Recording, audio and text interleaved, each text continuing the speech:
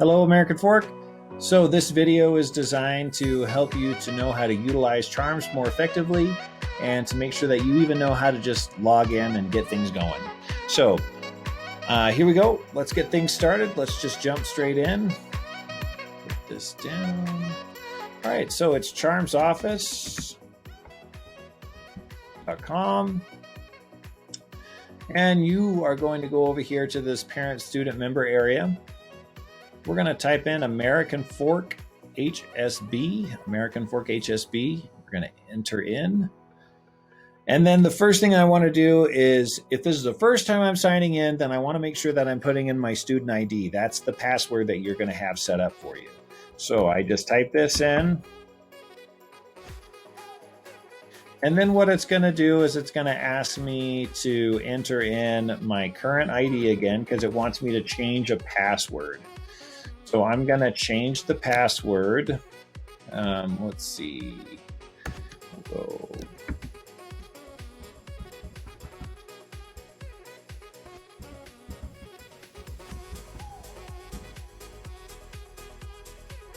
And then you can put in a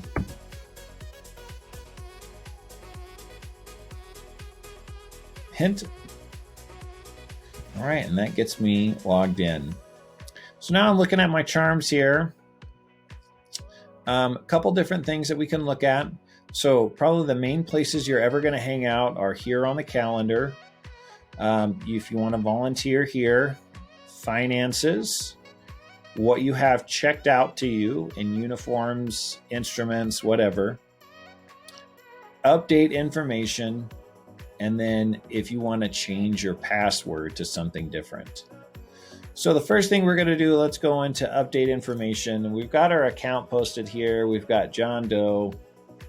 And one of the things we want to make sure that we do here is update our address, all right? So whatever your address is, this is my dummy address.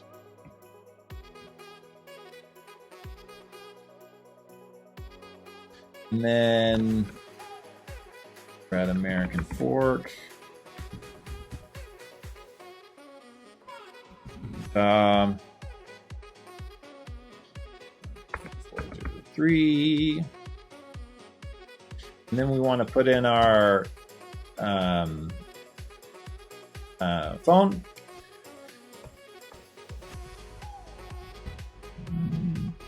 Don't have anything there. Same thing. If our phone is our cell, don't worry about the first one. Just enter in the second one. 675-309. All right, I've got my email in here already. Next thing I want to do, we should have that information in there already. And then I want to make sure that I've got my current t-shirt size on here. All right, in case you're wanting to buy me a t-shirt, it's extra large. All right, primary group. So it'll have like what the primary group is. So like we don't really necessarily distinguish that a whole lot, but you have other groups. So you're right now, this student is going to be it's in concert band, and they're currently in marching band 21-22. So you should be able to see something like that. That makes sure that if I am sending out an email and I want to just send it to next year's marching band, I click on marching band 21-22, and that's how we make sure. So if, you know, your student's information doesn't say the specific band that they're in. Now, if it's next year's band, like symphonic, wind, you know, concert band, whatever, that information hasn't been updated yet, and we won't do that until we get the final list from our counselors and stuff. But at least right now, you should be able to see, you know, if they've been in band this year at the high school, this is what they're at. Okay. All right. And then I have my marching band instrument. That's what I play. Concert band, I play trombone. Jazz band, I play trombone. All right. Now, the next thing that you want to do is, so like, for example, you want to make sure that your parents get the information. You're going to click on Add a Parent.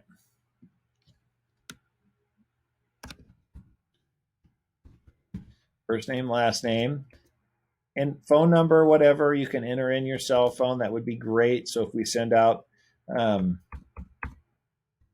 information via text, you get it. We don't necessarily need your address as much as we just need your cell phone. And then one of the important things is to make sure that we know what your relationship is. So, for example, like we have people that have guardianships, like students, it's their guardian, not necessarily the mom and dad. We just kind of like to know. And then enter in your email here. And then the most important thing is when you're updating information, you just have to make sure before you go out of here to go someplace else, you click update. So that way it saves all of the information. And you see right down here now it says dads, all right, information. There you go. So if I click on that again, it pops back up. I can edit it at my leisure. Okay. So I've updated it. I'm back to John Doe's main information now. It looks like everything's up to date and I'm ready to go. So now I can go out of here and I can go back to my home page. So let's mosey over to the calendar. Calendar's great. It's got all of the information. Again, if it's marked in red, those are marching band events. If it's not marked in red, it's not a marching band event. Sometimes you've got things like weapon sectionals from 4 to 7. That's color guard, but Jess does a really good job of making sure people know what's going on there. We do have other events. So like the Wasatch Winds Show Band is doing a performance here from 7 to 9. Band concert is here at 7. So on and so forth. And you can just kind of scroll through all of that information. If you have any questions on whether we have something going on that day, if it says Marching Band Fundamentals Camp, that's for the whole marching band. If it says Marching Band Brass Percussion, no woodwinds are needed this day because it's just for brass and percussion. The woodwinds will come the next day, along with percussion sectionals from 7 to 10. So that is our calendar. Let's go back now to the home page.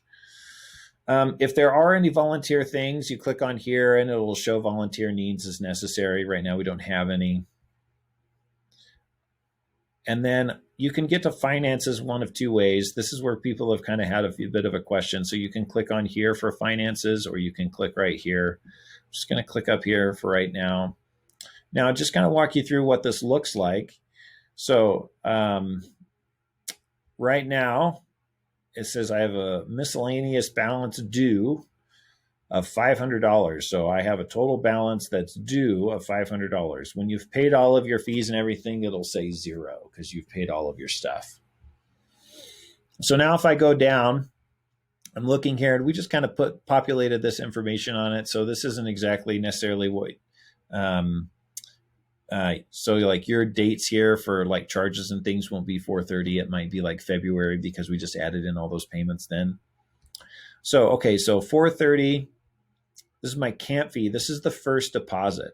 We call it camp fee because it helps to pay for all of the summer stuff and staff and things like that.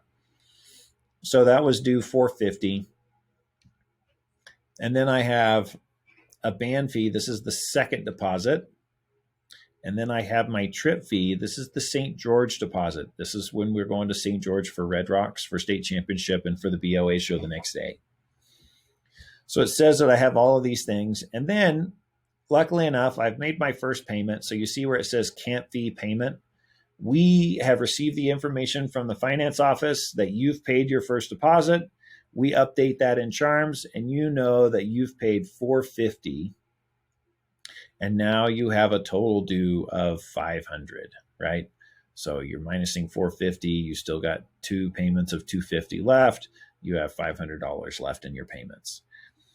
The second, we'll make sure that that information is updated as regular as possible. So that way you can see how, or at least where you stand as far as what we can see from the finance office over at the high school.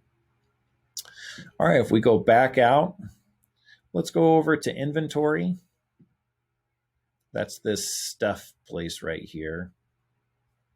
Right now, the student is, they have their marching baritone checked out to them. Here's the brand, the description. Here's the model. Item number is the serial number. Okay, so if you need to know what the serial number is for that particular instrument, it's right here. And they also have a mouthpiece that goes along with that instrument. That's the serial number. That's the number that's engraved on the mouthpiece. If they had any marching band uniforms, all of those have numbers that correlate with them. So like, for example, let's say that you misplace your gauntlets and you're not sure that which one is your pair. and you're trying to figure out where they are. So, you find one of your trumpet friends and all of a sudden they've got 2 pairs of gauntlets and you're not sure which one is yours. You can log into Charms, look at what inventory is checked out to you. The gauntlets will have a number that's associated with them. You can look and match it, make sure that those are yours, and you can grab the ones that are yours. So, for example, if you lose your gauntlets, but you find another pair somewhere else, well, at the end of the year, if you turn in a pair of gauntlets, but it's not the number that we've assigned you, then you're going to be charged for the number that you didn't turn in, right? So make sure that you keep track of all of your stuff. Every pair of pants, every jacket, every undershirt, and every pair of gauntlets has a number that's associated with it that we've checked out specifically to you. So make sure that you've got all of that information there.